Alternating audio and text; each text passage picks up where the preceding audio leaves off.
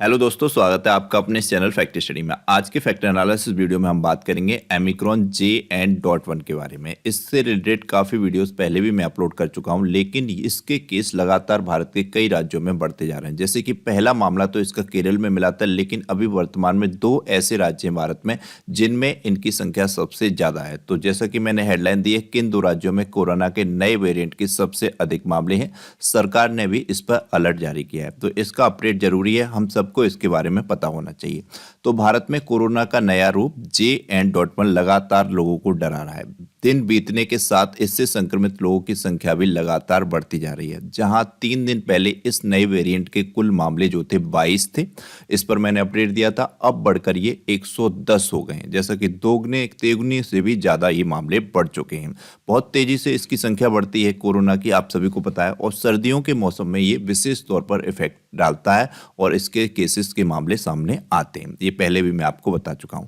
तो हैरत की बात यह है कि JN.1 का पहला केस दक्षिण राज्य केरल में दर्ज किया गया था, लेकिन वर्तमान में इसके मरीज जो हैं गुजरात और कर्नाटक में सबसे अधिक हैं। स्वास्थ्य मंत्रालय के 27 दिसंबर के डाटा के मुताबिक JN.1 के कुल 110 मामले सामने आ चुके हैं, जिसमें सबसे ज्यादा मामले इन्हीं 2 राज्यों में आए हैं।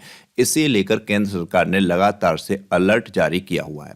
दिल्ली से भी एक वेरिएंट का, इस JN.1 वेरिएंट का एक मामला या एक पॉजिटिव केस पाया गया है। नीति आयोग के स्वास्थ्य सदस्य हैं डॉक्टर VK पॉल, इनका नाम ध्यान रखना है। किसी भी एग्जाम में 4 ऑप्शन दे दिए जाएंगे और पूछ लिया जाएगा इनमें से कौन नीति आयोग का सदस्य है। तो डॉक्टर VK पॉल का नाम अभी चर्चा में आया है। इन्होंने JN.1 से रिलेटेड कुछ इंपॉर्टेंट इंफॉर्मेशन मीडिया के साथ शेयर की है और कहा है कि इस पर लगातार राज्य जांच और निगरानी मजबूत बनाए हुए हैं। तो डॉक्टर VK पॉल का नाम आप इस तरीके से ध्यान रखें, कहीं भी इनसे रिलेटेड क्वेश्चन पूछा जा सकता है।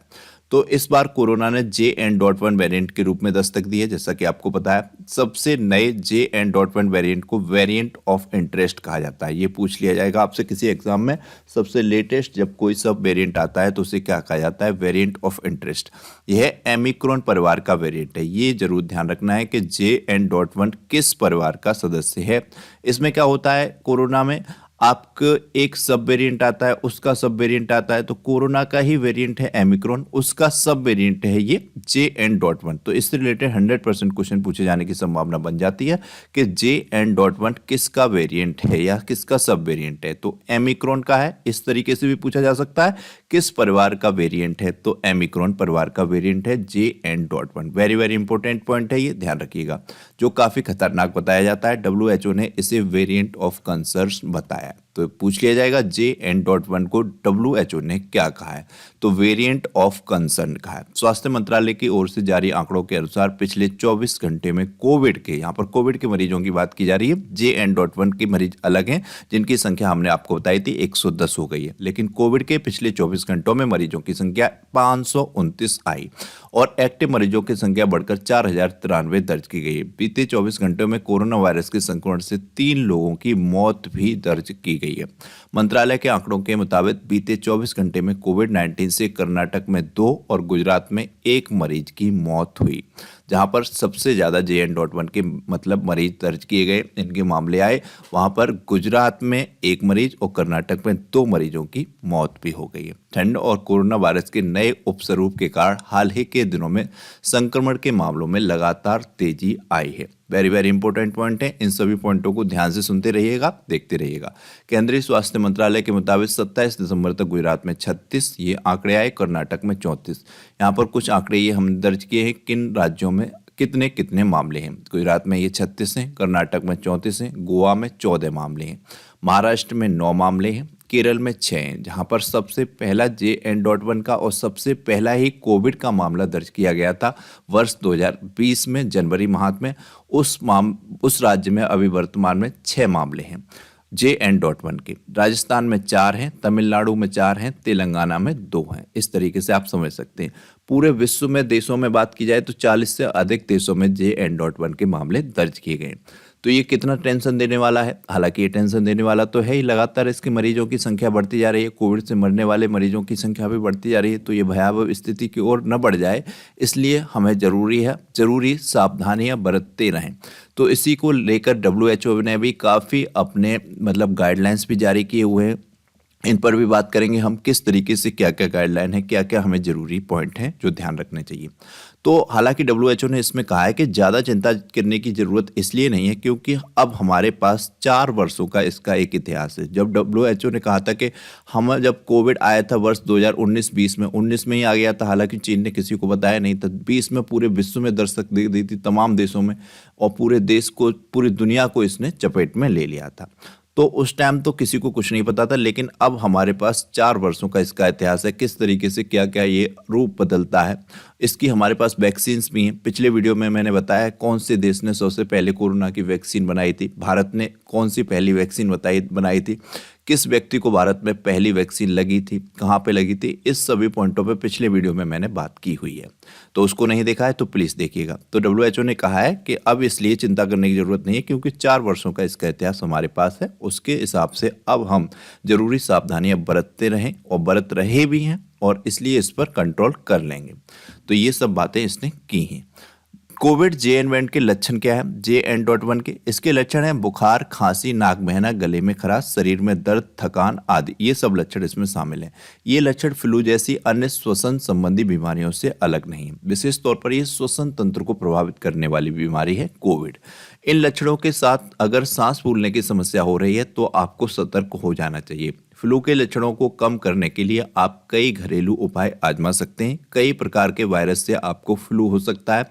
इस नए वेरिएंट के लक्षण फ्लू से मिलते जुलते हैं, इसलिए आप लक्षणों को कम करने और वायरस को फैलने से रोकने के लिए कोरोना से जुड़े नियमों का पालन करें और इसके साथ ही कुछ जरूरी मतलब नुस्खे भी अपना सकते हैं। जैसे कि सबको जरूरी है पानी और तरल पदार्थ पिएं, क्योंकि सर्दियों के मौसम में हम पानी पीना कम कर देते हैं, जो कि हमारी एक सबसे बड़ी गलती होती है। हमें लगातार दिन में करीब 5 लीटर पानी जरूर ही पीना चाहिए मिनिमम।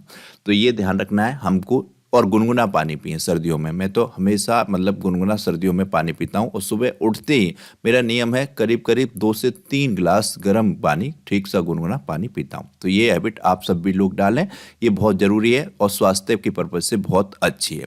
जैसा कि हमने यहाँ पर ऐड किया है, श्वसन फ्लू हो या पेट का फ्लू, किसी प्रकार का फ्लू हो, उसमें तरल पदार्थों का खूब सेवन करना चाहिए। पानी आपकी नाक, मुंह और गले को नम रखने में मदद करता है। यह आपके शरीर को जमा हुए म्यूकस और कफ से छुटकारा दिलाता है। यदि आप सामान्य रूप से खा पी नहीं रहे तो भी आपको डिहाइड्रेशन की समस्या हो सकती है। तो जैसा भी आपका खान पीन हो, उसमें आप अपना इतना ध्यान रखें कि दिन में 5 लीटर तक पानी जरूर पिएं। गुनगुना पानी पिएं सर्दियों में, बहुत इंपॉर्टेंट है और बहुत ही बेनिफिट हैं इसके। और सुबह उठते ही कोशिश करें 2 गिलास गर्म पानी मतलब हल्का गुनगुना जरूर पिएं उठते ही, उसके बाद फ्रेश होने जाएं। ये इंपॉर्टेंट पॉइंट है, हर किसी को अपनाना चाहिए। डाइट में जिंक की कमी ना होने दें। फ्लू के लक्षणों से लड़ने के लिए शरीर में जिंक की कमी ना होने दें। अपने खाने में जिंक से भरपूर खाद्य पदार्थ शामिल करें। जिंक से भरपूर खाद्य पदार्थों में रेड मीट, मसूर की दाल, चने, बीन्स, नट्स, सीड्स, डेयरी उत्पाद, अंडे शामिल हैं। हालांकि शाकाहारी लोग तो ये रेड मीट और अंडे इस तरीके के पदार्थों का सेवन नहीं करेंगे, तो सर्दियों में उनको जरूरी है आप अपने खान पीन में नट्स, बीन्स, ड्राई फ्रूट्स इनका सेवन करें। जैसे कि हम पूर्ण रूप से शाकाहारी हैं तो हम ज़्यादा से ज़्यादा सर्दियों में विशेष तौर पर फोकस करते हैं, ड्राई फ्रूट्स का सेवन कर लें। और मूंगफली सबसे अच्छा है तो मूंगफली का सेवन करें। और ज़रूरी नहीं है किसी प्रकार का नॉनवेज का, बिना नॉनवेज के बहुत अच्छा भोजन हम सब कर सकते हैं, अपने सारे जरूरी तत्वों का पोषण या शरीर को प्रदान कर सकते हैं। गर्म पानी की भाप लें, ये बहुत अच्छा जरूरी है, लेकिन सब नहीं लेंगे। नॉर्मल व्यक्ति क्यों लेंगे? जिन्हें सर्दी, जुकाम या फ्लू जैसी समस्या आ रही है वो इसका उपयोग जरूर करें, बहुत जरूरी है। पानी के गर्म बर्तन में भाप लेने से आपकी नाक, साइनस, गले और फेफड़ों को आराम देने में मदद मिल सकती है। भाप लेने से गले और छाती में चिपके कफ को ढीला करने में मदद मिल सकती है। इससे नाक और फेफड़ों में सूजन में भी राहत दिला सकते हैं। भाप लेने से सूखी खांसी, नाक में जलन और सीने में जकड़न से राहत मिलती है। तो ये उन लोगों के लिए जिनको थोड़ी बहुत भी सर्दी यानी कि जुकाम, फ्लू जैसी समस्या महसूस हो रही है, उनको महसूस हो रहा है कि गले में किसी प्रकार का कफ, म्यूकस जैसी समस्या है, तो वो इससे बहुत अच्छा आराम पा सकते हैं। और वैसे तो अब अगर आपको थोड़ी सी भी दिक्कत महसूस हो तो डॉक्टर की सलाह जरूर लें। ये था हमारा वीडियो। आपको ये वीडियो कैसा लगा प्लीज कमेंट बॉक्स में बताइएगा। अब आपके लिए यहाँ पर हमने एक क्वेश्चन ऐड किया हुआ है। स्वास्थ्य की बात की तो क्वेश्चन भी हमने स्वास्थ्य से रिलेटेड रखा है। वर्तमान में भारत के केंद्रीय स्वास्थ्य एवं परिवार कल्याण मंत्री कौन है? क्वेश्चन आपको इजी लग सकता है लेकिन वेरी वेरी इंपॉर्टेंट क्वेश्चन है। तो जिनको आता है वो जरूर कमेंट बॉक्स में कीजिएगा, और जिनको नहीं भी आता है तो वो क्वेश्चन का आंसर कीजिएगा। रॉन्ग होगा तो रिप्लाई में मैं आपको राइट आंसर बताऊंगा, और जिनका राइट होगा उन्हें थम्स अप और हार्ट दूंगा। तो प्लीज़ आंसर जरूर कीजिएगा। इजी लग सकता है लेकिन इंपॉर्टेंट क्वेश्चन है। यहाँ पर एक इंपॉर्टेंट इन्फॉर्मेशन मैं आपको दे देता हूँ। आप सभी ने राजकुमारी अमृत कौर आहलूवालिया का नाम सुना है? अगर सुना है तो अच्छी बात है, नहीं सुना है तो अब सुन लिया। राजकुमारी अमृत कौर आहलूवालिया महात्मा गांधी की अनुयायी थी, और इन्होंने कई वर्षों तक महात्मा गांधी की सचिव के रूप में भी काम किया, और ये भारत की पहली स्वास्थ्य मंत्री थी। तो कभी क्वेश्चन आ जाए भारत की पहली स्वास्थ्य मंत्री कौन थे, तो आप राजकुमारी अमृत कौर आहलूवालिया का नाम ध्यान रखिएगा। ये था हमारा वीडियो को लाइक कीजिएगा, शेयर कीजिएगा, चैनल को सब्सक्राइब नहीं किया सब्सक्राइब कीजिएगा, बेल आइकन को प्रेस कीजिएगा। Thank you so much.